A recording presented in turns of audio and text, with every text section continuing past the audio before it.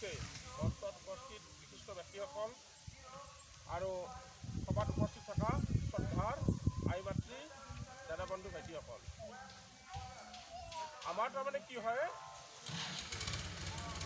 আমাৰ ভাৰতীয় জনতা পাৰ্টিৰ এটা সংগঠন কৰ্ম চলি আছে। আমাৰ যেনেকৈ election commission of India election পাতে, পঞ্চায়ত পাতে, বিধানসভা পাতে, লোকসভা পাতে, মিউনিচিপালিটি পাতে, ঠিক তেনেধৰণে আমাৰ ভাৰতীয় জনতা পাৰ্টিৰো এটা নিৰ্বাচন পাতে প্ৰত্যেক 6 বছৰৰ মূৰে মূৰে। আৰু এই নিৰ্বাচনটো আমাৰ অসমতো চলি আছে। আৰু সেই হিচাপত আমাৰ বজালী জিলাৰ অন্তৰ্ভুক্ত আমাৰ পাকা মণ্ডলত এই নিৰ্বাচন অনুষ্ঠিত হৈ আছে। এই নিৰ্বাচনৰ জৰিয়তে আমাৰ হ'ব কি, নতুনকৈ বুথ কমিটি নিৰ্মাণ। গতিকে বুথ কমিটি নতুনকৈ নিৰ্মাণ কৰি সেই কমিটিৰ জৰিয়তে আমাৰ সেই বুথৰ যিবিলাক অভাৱ অভিযোগ আছে, যাৰ যিবিলাক অভিযোগ, যেনেকৈ ধৰকচোন মানুহে প্ৰাপ্যৰ পৰা বঞ্চিত হৈ আছে, চৰকাৰী অনুদান দিছে, কোনোবাই পোৱা নাই, কিছুমানে পাইছে।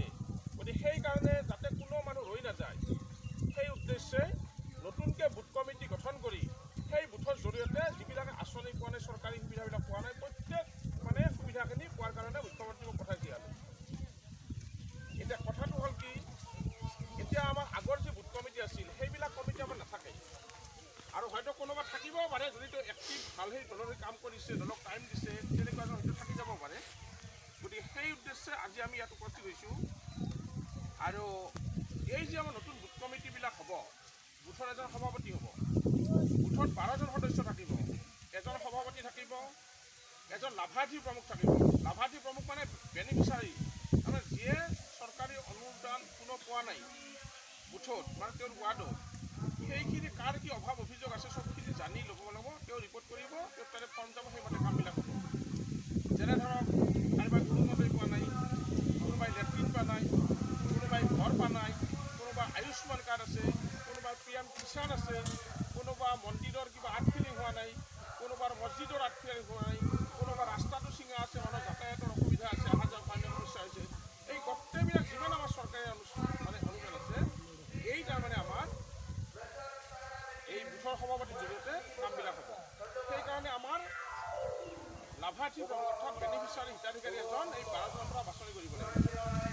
আৰু 2 নম্বৰতে বাছনি কৰিব লাগিব, আমাৰ এতিয়া এটা আছে মন কী বাত প্ৰমুখ এজন দিব লাগিব।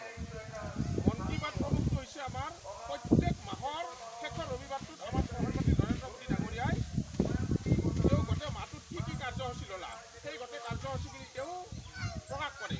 সেইটো ৰেডিঅ' দি শুনি আমাৰ মানে সেইটো ৰাইজৰ আগত প্ৰচাৰ কৰা, যে আমাৰ চৰকাৰে ইমান ভাল ভাল কাম কৰি আছে, ইমান উদ্যোগ লৈছে, ইমান ভাল হৈ আছে, আমাৰ চৰকাৰ মানে আগবাঢ়ি আছে বা ৰাইজৰ সুবিধা হৈ আছে, এনেকুৱা ধৰণৰ বুথৰ মাজত আলোচনা কৰি সমাজৰ মাজলৈ প্ৰচাৰ কৰা।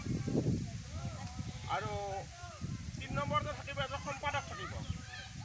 সম্পাদকজন কি হ'ব, যাতে বুথৰ সভাপতিটোৰ দায়িত্ব, এতিয়া তেওঁ যদি কেতিয়াবা ধৰক অসুখ হৈ যাব পাৰে, কিবা বহুত জৰুৰী কামত তেওঁ ব্যস্ত থাকিব পাৰে, সেই বুথৰ কামখিনি তেওঁৰ এবচেণ্টত সম্পাদকজনে চলাব।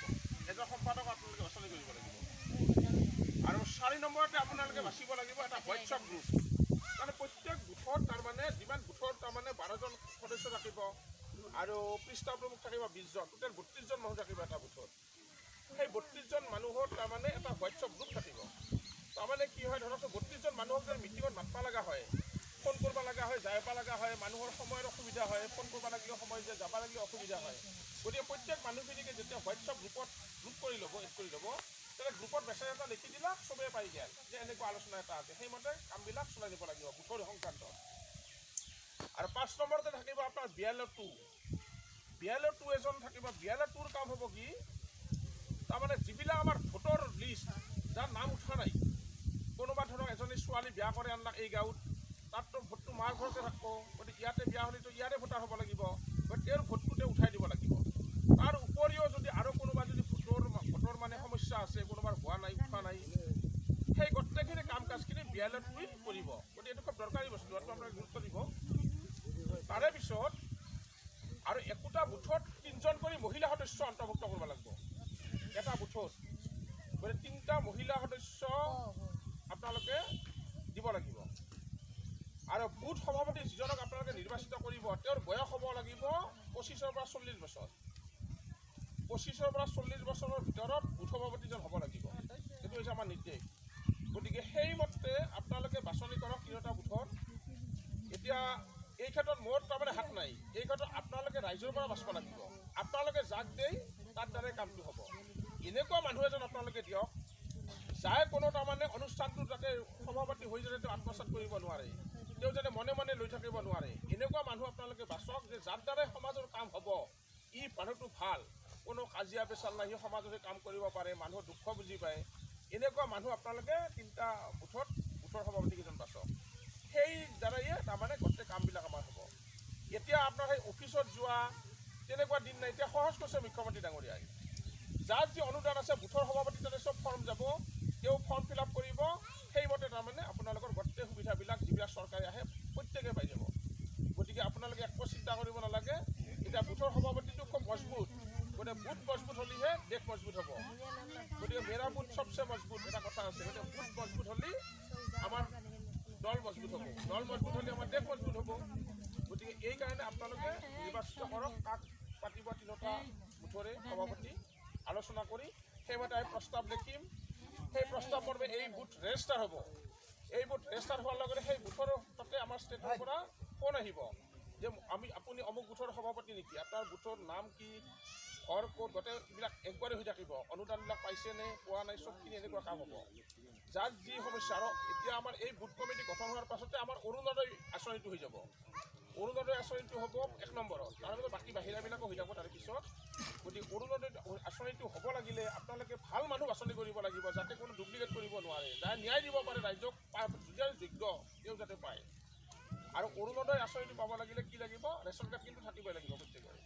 গতিকে তেনেকুৱা হিচাপত আপোনালোকে তিনিটা বুথৰ সভাপতি নিৰ্বাচিত কৰক। আমি এটা ৰেকৰ্ড কৰিম, যাতে পাছত আপোনালোকৰ কিবা খেলি মেলি হৈ যাতে আমাৰ গাত দুখ নাহে আকৌ যে আমি সভাপতি দিছোঁ, আমাৰ দায়িত্ব নাই, আপোনালোকক বাছ কৰিছোঁ। কিবা যদি ভুলো হয় ৰাইজৰ ভুল হ'ব, আৰু ভুল নহ'লেও ৰাইজৰে ভাল হ'ব। গতিকে তেনেকৈ আপোনালোকে বাছক। এইখিনি হৈছে মেইন ক'ব লগা। গতিকে মোৰ উদ্দেশ্য ব্যাখ্যাটো ইমানতে শেষ কৰিলোঁ। ধন্যবাদ।